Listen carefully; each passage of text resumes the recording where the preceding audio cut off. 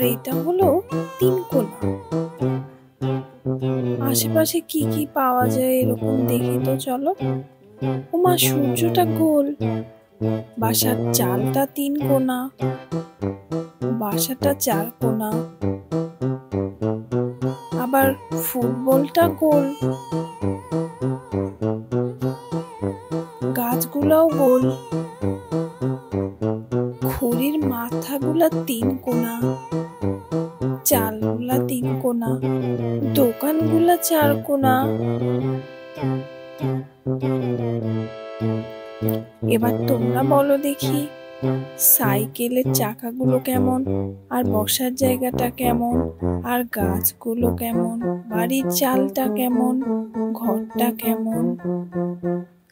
আপনার সোনামণিকে নিয়ে খুঁজে বের করুন বাসায় কোন কোন আকৃতি পেলেন, আর কমেন্ট করে জানান আমাদেরকে।